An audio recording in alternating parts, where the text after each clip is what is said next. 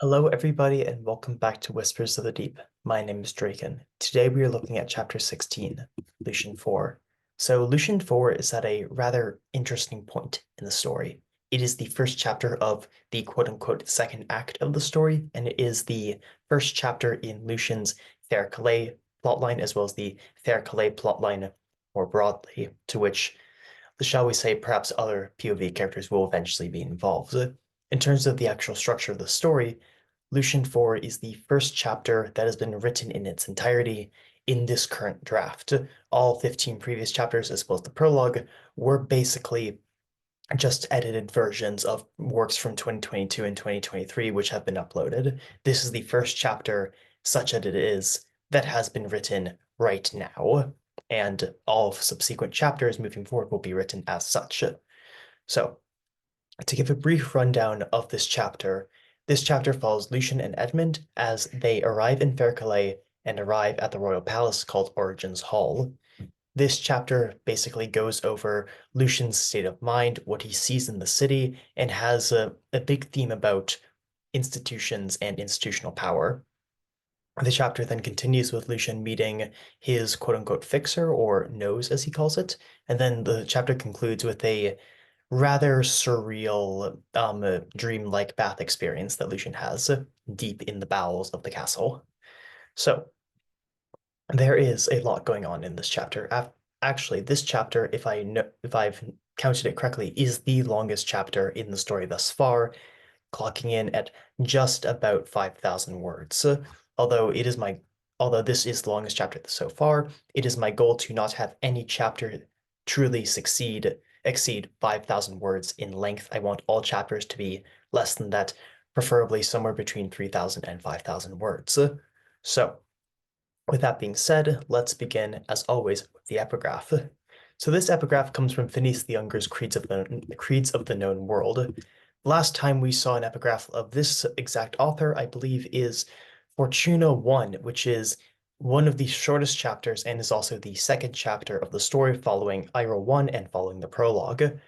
This part, however, comes from the same overall section of the work, but comes later.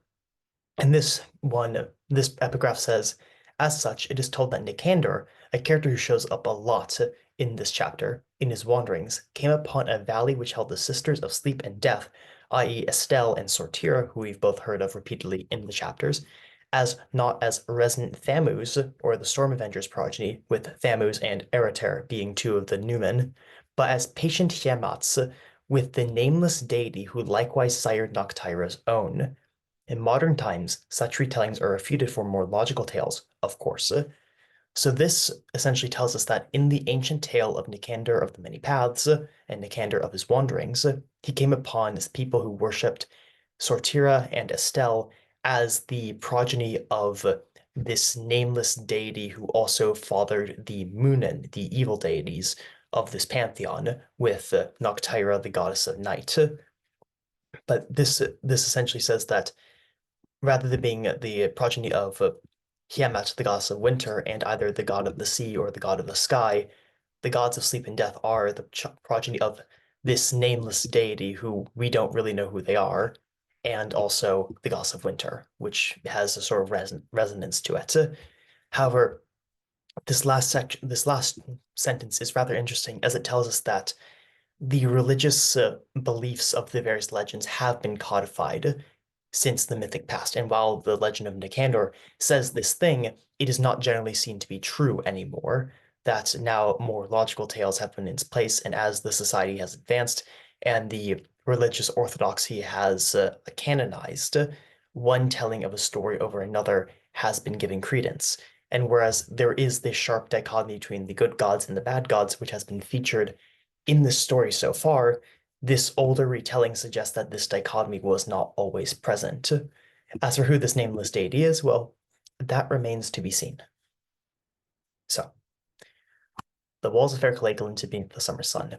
The glinting is a word that is basically the shining of light off of shiny surfaces, usually metal or stone. And this motif of glinting shows up a lot in this chapter. But we have Lucian going east, and then seeing the spires to north and one south, And something that's rather important in this entire chapter is getting the topography of Fair Calais right. In fact, we have the topography of Fair Calais specifically gone into later in the chapter. And then here we have this repeating quote that comes up over and over and over and over in this chapter, which is remember why you have come. Now, Lucian it is established has a voice in his head, essentially his conscience, but also a voice that whispers doubts. And and sometimes it says that it is the voice talking in his head. Sometimes it says it's him. We don't generally know in this chapter if the thing saying remember why you've come is him or whatever this voice is in his head. Although in the actual narration of the chapter, it is written more as it is vocalized more as being the voice in his head. Honestly, when I was writing this, it's meant to be more ambiguous, and you can take it as you wish. So Lucien has been writing for days. He needs a bath. This also comes up later. And they've been following the sky for days, hopping from village to village. And then those villages were lively, but now he's surrounded by the dead, which is immediately not true. Lucien is in fact riding with Edmund, his own guard, in about 50 lictorials. So building off of Lucien 3, Lucian's state of loneliness is one of his own creation. And now let's return to remember why you have come. We know why Lucien is here in Fair Calais. He is here to uncover conspiracy that Edmund says is ultimately trying to have Edmund killed. Lucien is here to, in other words, protect Edmund's life and find out who's trying to kill him. Now, why would Lucien need to remember why he has come? It would mean that either A, Lucien has forgot the reason he's coming to Fair Calais, or two, Lucien has some other goal in coming to Fair Calais, which is not saving Edmund's life. The second, there isn't really much with that one at this point, but in the first one is suggesting that Lucien no longer, some part of him at least, no longer believes that that quest is worthy. And in fact, throughout this chapter, we see the abrasion between Lucien and Edmund's characters grow, and different ways that there is a fundamental conflict between the two characters and their outlooks. And Lucien, building off that, is rather emotionally isolated in this chapter. He doesn't really have anyone to truly talk to who truly understands him as he is.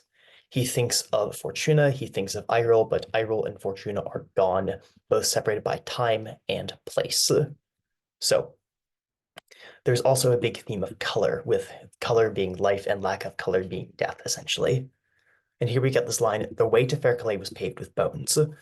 And this is meant, there's a lot of double entendre in this chapter, that to be paved with bones could mean that literally the road outside of Fair Calais has a bunch of tombs around it. So there are lots of bones. But this also could mean that the way to Fair Calais, the way to the holy capital city, is paved in bones, that countless people have given down their lives to create this path, and that their bones have become cobblestones, if you would, to get to the city. And then this mirrors the line, 1,000 paths and one lay before the feet of the empire in Noria, that these lives have been laid down for the sake of the empire. However, there's also a bit of double entendre with path, that it describes the different types of burial customs, and paths could be the actual roads, all roads lead to Rome, so to speak, or it is 1,000 paths, 1,000 customs, 1,000 creeds, 1,000 faiths have been all stripped down and laid before the Empire of Noria, which then takes them and consumes them. And with cicadas wailing, which it is it's summer, there's cicadas, it's a very anime, but also it's the spirits of the dead wailing. And they pass to ash pits, so this would be presumably the dead are cremated and the ashes are poured into a pit, which is them essentially becoming one, and this idea of the dead becoming commingled in death, which is something we also see in Lucien 3. Whispering Towers, which is something where the dead are put up in towers, and then essentially it's a sky burial where they're allowed to be eaten by carrion birds. We have undercrofts, which we see in Iro 1. We have cairns, which are kind of like undercrofts, but without like the imagines, the funerary masks. And then we have tombstones and stelae, which are things that are more standard for our culture. The prince is pointing at a yew amidst a sea of stone, which is a tree. The sea of stone makes us think of something earlier from the prologue, which we will eventually, in a future chapter, get to actually explaining. He says, odd sight, don't you think? Not understanding what the custom is again. So this is all sort of a repeat of Lucian 3. And Lucian says it is a burial tree by said custom. The ashes are mixed with water and fed to the roots. So the family who's having a picnic is surrounded by their dead, essentially, with yew trees, in fact, being a type of coniferous tree which thrive in more basic soil, which is soil which would be caused by having ashes mixed with water and poured into the soil. So it's all rather tight. And then Evan snickers and says, a tree full of souls, again, being dismissive of other people's religions and other people's ways of doing things. But a tree full of souls, or a tree of souls as part of the afterlife, might make you think of something. It's just a little cute reference. But he says, maybe I could sleep under one to make myself a Nicander. Nicander being someone who slept beneath an epinglum tree, which are trees with a sort of purplish bark and yellow gold fruit. And Nicander slept under one such tree and spent 8 years finding his way back home. And then Lucian's jaw tightened. This is signifying he wants to say something, but he's trying not to. It is his tick in the same way that Edmund grits his teeth and um, uh, Fortuna clenches their fist. So he says, I think not, unless you count your years as part of your wanderings. And then he stops speaking as two passes stele honoring a forlorn mother with the exact this is a poetic device called a transferred epithet. Someone who's forlorn is someone who's left behind. We do not know if the mother in the stele is a mother who has died and therefore is left behind from her children, or it is the mother or it's the mother who, so it's either the mother has been left behind and her children have died, or it's the mother who has died and the children left behind. But either way, Lucian is likely thinking of his own mother and is sort of stunned into silence by it. And Edmund says, what keeps you? And Lucian lies. So he says he recalls the story that Irol impersonated Nicander of the Many Paths in Iro 1 coming back to Castle Ravencroft. And of course, Lucian and Edmund have been on the road for a month now. They have told the story already. You might recall it, how he came back to me. And Edmund thinks it's fun. And here we get a big upset, which is that it had only been a month. So little time in truth, but Lucian missed him all the same. Whereas previously, if Iro was that previously we all had all the chapters happening within a couple hours, if not days of each other. But here, Lucian 4 is far, far in the future. Lucian 4 is easily 10 times farther into the future than all the other chapters. So Iroh waking in Iroh 4, Iroh leaving Fortuna 4, the thing with the thing with Martinez, the lavender farmer, all that was a month ago, and we have no idea where these characters are currently. So we'll see, because Lucian right now is rather temporarily removed from all the other characters. And where was he now? When had he woken? How? And these are questions that Lucian doesn't know because he's been on the road for a month, and he says, I'll send word for them. And then Lucian being a stickler for the rules gives the example of like, well, he got the story wrong. Nicander, his Nicander was from Fairclay, not Sirkaya, where we learn in Ira 1, Nicander was supposed to be from Sirkaya, which is some region in the Empire. Regardless, Nicander went to the land of the dead, not the other way around.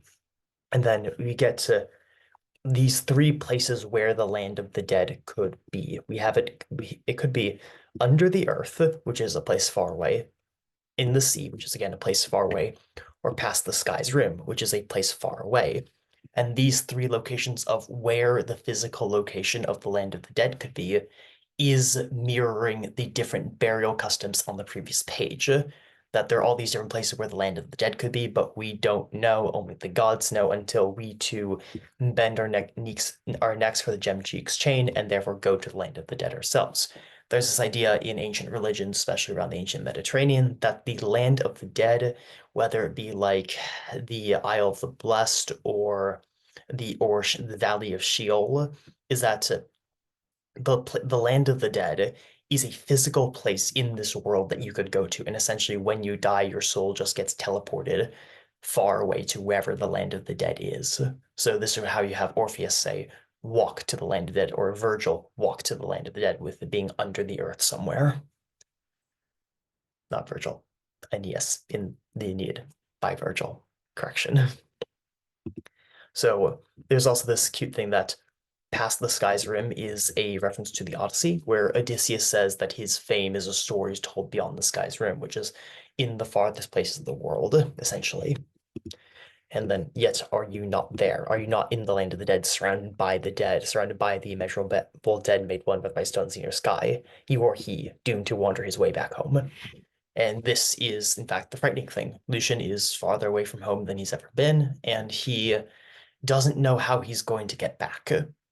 How does that Lucian is walking into the lion's den, essentially. He is going to this place where he knows there are people who most likely want the prince dead, and there are people who will most likely want him dead, and this might be a trap, and likely is a trap, and they know he's coming. So how is he gonna get back home then?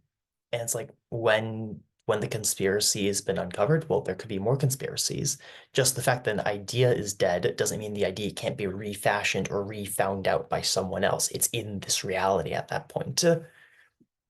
So, and then Lucian thinks, oh, so if I am Nicander, when am I going to be able to go back home? And what am I going to have to do to get there? Because that Nicander, the other Nicander, the Nicander from Circaia, as opposed to the Nicander from Fair Calais, which is actually, I rolled, but is actually also Lucian, that Nicander had gone to places we've thought of before, which are the Holy Theiss and the Wastes of Tiamat, mirror the places that Eirol thinks he will chase Edmund to, which are Holy Theiss, Harat, and beyond, with the Wastes of Tiamat being beyond. How there is a region of the world called the Wastes of Tiamat, mirroring the goddess Tiamat, who is the goddess of winter. That's rather interesting and suggests a linguistic bond between the two. But anyways, in the Wastes of Tiamat, or beyond them, the other Nicander, the Nicander of the legend, apparently found Velna, a lich whose breath cracks stone, which mirrors other tales of the reanimated dead, or like spirits of the dead, which are mentioned, I think, in one of the Ekin chapters. A lich whose breath cracks stone and whose touch turn men to thralls, which essentially could mean that the touch is mortal and kills someone and reanimates them, or is a touch that controls people's minds.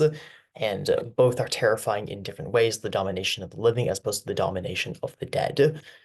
And then we have the first of many callbacks to the necklace, the black gem that Lucian has around his neck. Now, he calls it Eirol's necklace.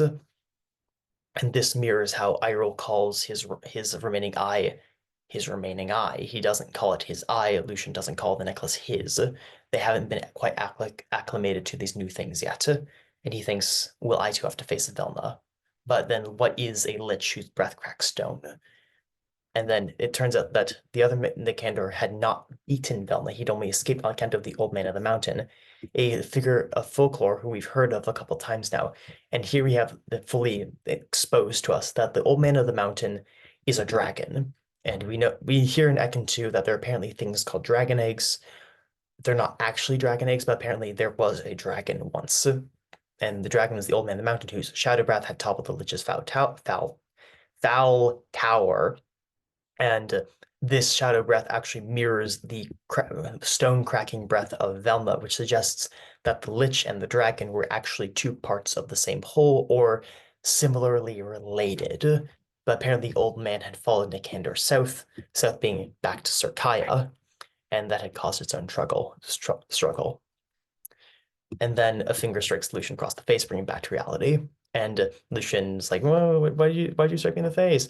And Edmund's like, you were just staring there. I fear something got your soul. Something made you a thrall." And this is actually really funny because we have essentially 3 paragraphs of Lucian just soliloquizing into the distance, but no, actually real time is passing when Lucian is soliloquizing, and Lucian is essentially just staring off into the distance. Edmund's like, "Flick, you good?" And Lucian's like, "Yes, but it's a it's fun. It's fun in the regard that real time is passing when people are soliloquizing, people are deep in their thoughts. It's not just an aside that breaks the temporality of the story. So Lucian gets a bit pissy about it. And then now they're the five spires. And Lucian, of course, knows which of the spires are, knows Lucian knows what spires are what, but he doesn't know which of the actual spires corresponds to the ones he's been told about. So Edmund lists them off. We learn about five. We learn about the Sanhedrin. We learn about the Tourmaline Tower. We learn about Origen's Hall. We learn about the Bloodthroat, and we learn about the Temple of the Triarchy, which are five of the eight spires in Fair Calais. So there's the first one is the Sanhedrin, which is in the middle of the gardens northwest of Origen's Hall, and it's being used as a royal library, but clearly not a royal library that Edmund is going to. And Lucian asks, is it public? Because Lucian has a mind to that, and Edmund says, no, of course not. Why would it be a public library? That's silly. And Lucian held his tongue. He thinks that's stupid, but he's having trouble vocalizing it. Interestingly enough, the term Sanhedrin actually comes from the like biblical period, where the Sanhedrin was the council of essentially priests who made essentially the priests in the Second Temple period who made rulings on interpretations of the law. And so we have this place of supposedly law being now a place of a storage of knowledge. And then, however, this storage of knowledge is notably different than the, say, Alabastron or the Eastern Rookery, which is the seat of the rooks in Fair Calais, which is another one of the spires. So then we get the second one, which is the Tourmaline Spire, which barely has anything in it save a stair to the top, which suggests that this is one of the spires, which, as alluded to in Lucian 3, are the spires that can't be carved. So there are two types of spires. There are the spires that can be carved, and there are the spires that can't be carved. And then of why? And then there are the spires that, of the spires that can't be carved, there are the spires which have interiors already carved into them. We don't know where they came from. And then there are the spires which have no interior, with an example of each being the Tourmaline Spire, and as we later learn, Origen's Hall, or rather Origen's Tower, which Origen's Hall is built against. So we also learn that the Authorids once had an ancestral spire in Fair Calais, but it is since gone. And he points to the two to the south. The Temple of the Triarchy is itself, we know what it is, and the Bloodthroat is the seat of the Criori, which all names are subject to change. But apparently the Criori are one of the seven noble families who founded the Calayan Kingdom under Origen the Great, which we've had alluded to a couple times in the story so far. As for the Criori, they are the subtlest and most insular. They alone still hold their ancestral spire. Two of the other seven noble families would be, well, two of the seven noble families have been dead for centuries. They died in the interregnum, but the remaining five are the Criori, the Authorids, the Vixes, who died in the Tetrarchy, the Carmenids, and then the Hygathonoi. And the fact that the Criori are the only of the seven noble families that are still in Fair Calais with their ancestral spire suggests that in some kind of power struggle, the Criori were actually the ones who came out on top. That's sure, the Criori don't have any positions on the Red Gold Council, but they won ultimately because they don't have because they're still there.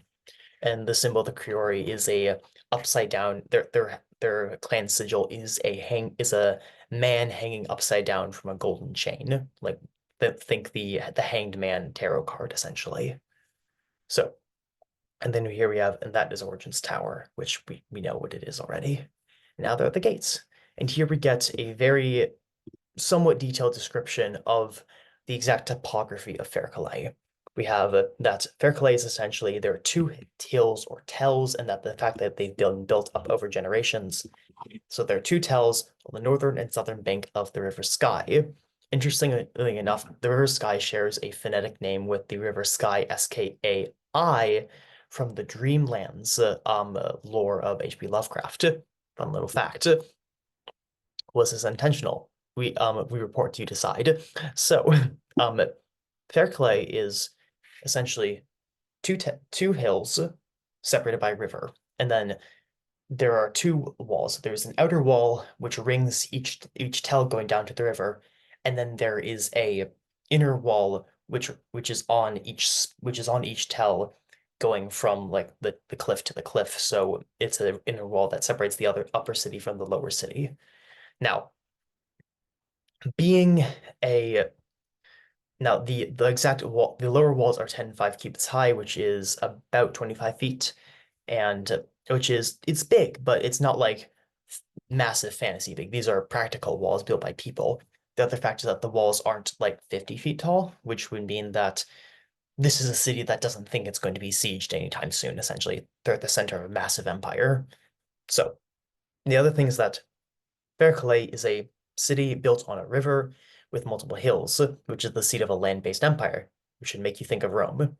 And Vercelli is a city built on a hill made of limestone and is a holy city, which should make you think of Jerusalem. And the and Vercelli is a city based on a hill, um, with a bunch of old ancient structures in it, and is also the seat of an empire, which makes you think of Athens. So Vercelli is actually the syncretic mix of several different ancient cities all kind of rolled into one. So as just an idea. And then here we also have the description of the walls, which is that the walls are made of limestone, but there are niches inside the gate. Fun fact, this style of like the gate in a wall with different niches that can be at like shop fronts or it can be additional gates is actually the way Bronze Age gates, like gates in city walls, are built during the Bronze Age in the Eastern Mediterranean. And some of them still exist and you can go see them. So, and here we have color, and color is life. We have just so many different sensations. We have shingles and limestone and food and things, and it's just a lot. Color, so much color. Essentially, this is life, this is a city, and Lucian is a bit overly essential, overstimulated by all of it. And sure enough, many nearby stop to spy Lucian and the prince. This is a double entendre, with spy being both look at and spy on, as in like in terms of espionage. And sure enough, everyone looks at, the 50 armed soldiers, soldiers on horses, and then go back to what they're doing. And Lucian now eyes those who remain. We see basically the tableau of humanity. We see a mother and a girl, we see young boys, we see an old man, we see his daughter, we have cats, why not? And then we have another man who's presumably around the 30. He's half the age of an old man, and he has a stubbly beard. And then there is a woman who is draping a stiff, pale green cloth and winched out onto the line overhanging the market. So she's essentially winching out to dry in the air. But this is weird because cloth is usually only stiff if you've let it air dry already. The fact that it's stiff and it's a specific color, and she's winching it out immediately after Lucian and the prince enter suggests that she's a spy, and she's doing this to notify someone that the prince is back. And of course, this goes over Lucian's head because Lucian is not terribly good at recognizing these things. And of course, Lucian is trying to take it all in, and we get, in fact, the description that the largest city he's ever been in is Old Elon, and Old Elon is several times smaller than Fair Calais. Remember why you've come, not for the city, but for the prince. And then it might not be all bad, but then he inhales again and gets the smells of the city, and we have one of the more poignant sections of the entire chapter. Lucian is aware of all these flies, and then we get this extended thing about the flies. Lucian is bothered by it. Edmund is not bothered by it. He says you'll have to get accustomed to it. It's always like this in the summer. So here Lucian presents this systemic problem, which is in fact a systemic problem which is a problem for every single pre-modern city that doesn't have public sewers and has horses, which is the horses defecate, and in the summer especially, flies breed in the horse shit. And that's the flies carry the pathogens in it and carry it by like buzzing everywhere and fly and landing on people's food, and this causes a bunch of essentially waste-borne diseases to spike in the summer, which results in much higher infant mortality. And essentially, without having public sanitation, without clearing the roads, without getting rid of the horses, there is no way to deal with this. That it just happens. And like people talk about how ancient Rome would have fires break out in the summer because no public fire force, and also like just the Mediterranean summer. But this is another problem that no one really talks about, not too much at least. So Edmund makes a joke out of it at the expense of the lower class people. He said that, oh yeah, lots of people die, and they're not us. They're the people who are poor, essentially. And Lucian is startled back. Lucian cares about providing justice and making sure people get what they need to have their material conditions met. And Edmund's like, we can't ban horses. Think of the economy. Who's going to carry the goods, work the mills? How are people going to feed themselves? And then Lucian says, you could at least clean the streets. And then Edmund essentially says, with that effort, we could put that money and effort into the military. And then he's like, or what do you want to make us do away with summer by some kind of geoengineering type thing? No, it's impossible. And then he says something incredibly calloused again, which is, it might be a mercy to let these people die because they'd be poor and destitute otherwise and would be living lives of misery. That essentially is better to not live than live a life of misery. And this is something which Lucian cannot speak. He cannot condone this.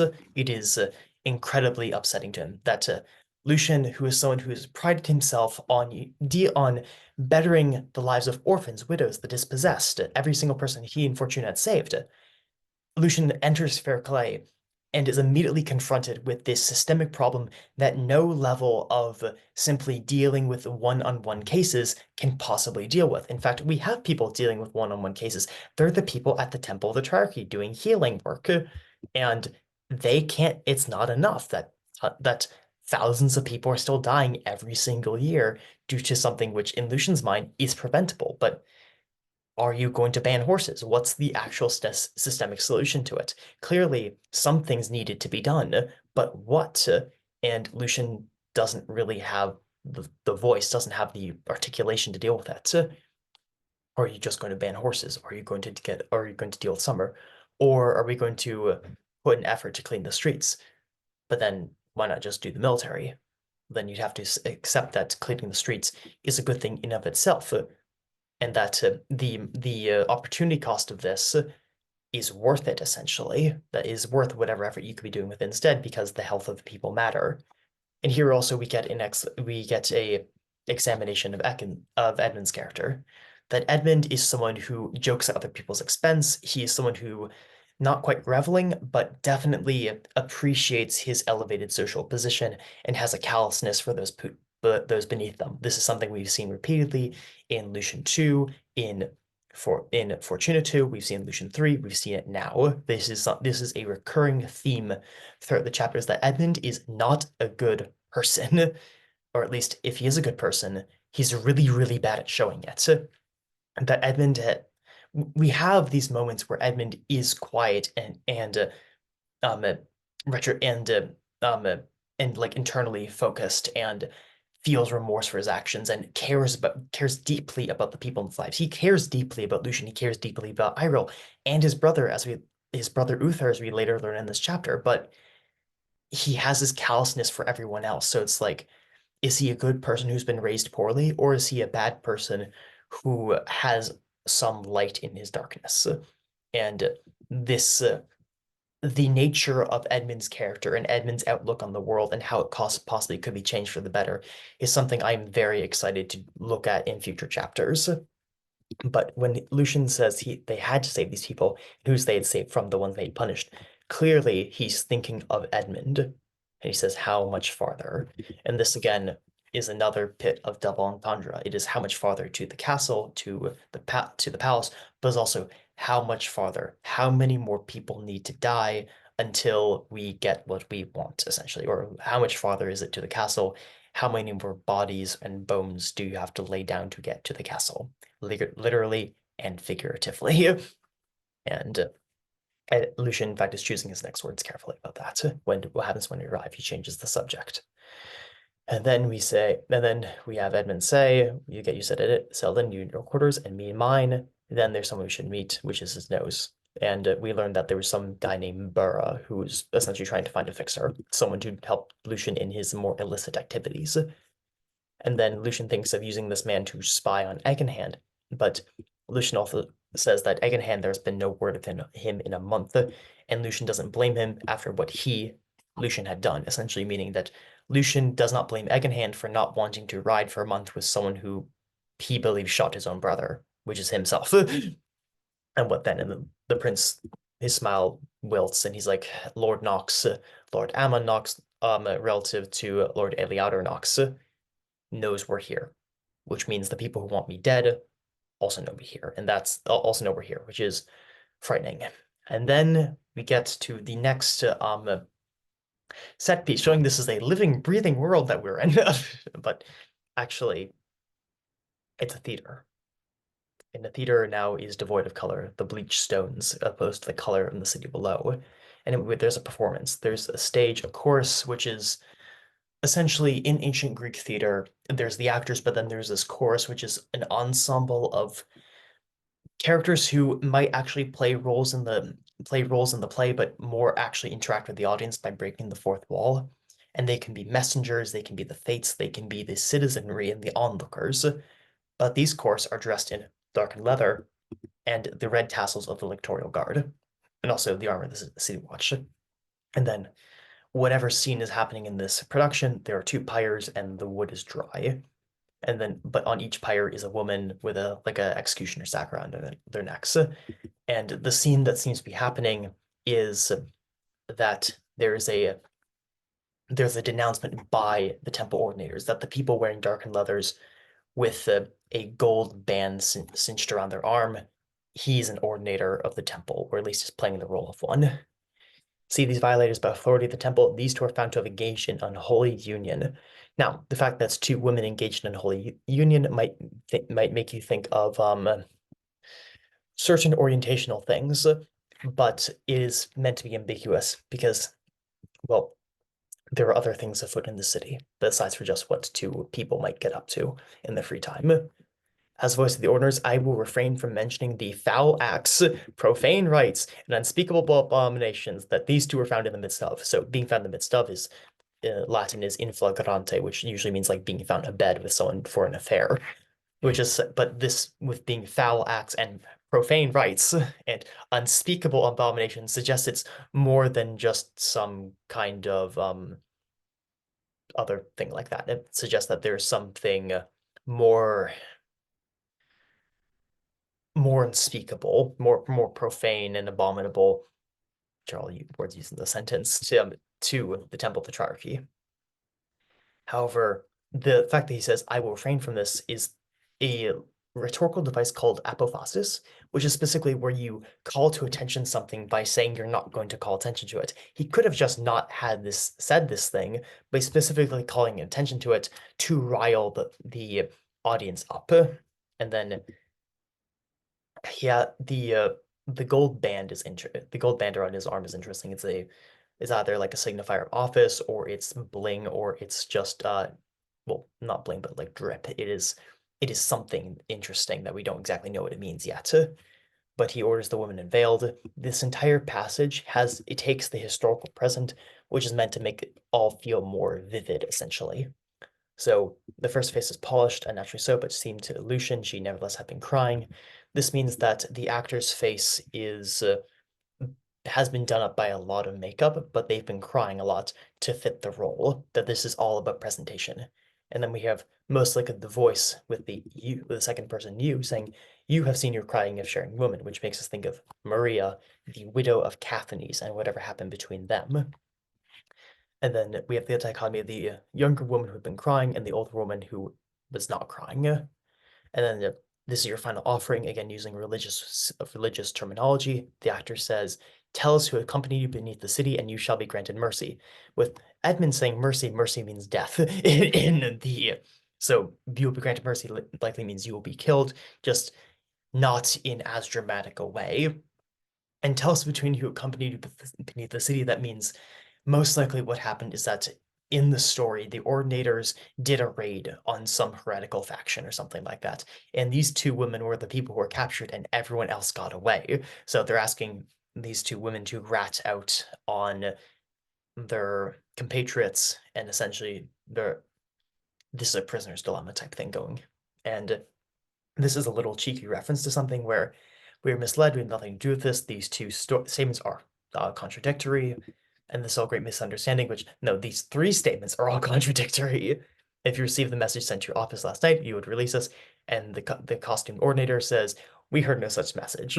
It's a fun little reference to something. And then continuing the reference, someone tries to interfere with the production later. So be it, you shall receive your due, so your boss may scar this world no longer. We'll get into that in a bit. We just want to be free, whatever that means. The other woman is far resolute and says, I regret nothing and you will not be saved. And then we hear something about the Great House and some leader of the Great House, who we don't know who it is, but we'll get into that in future chapters, don't worry. But she gets silenced by being struck across the cheek.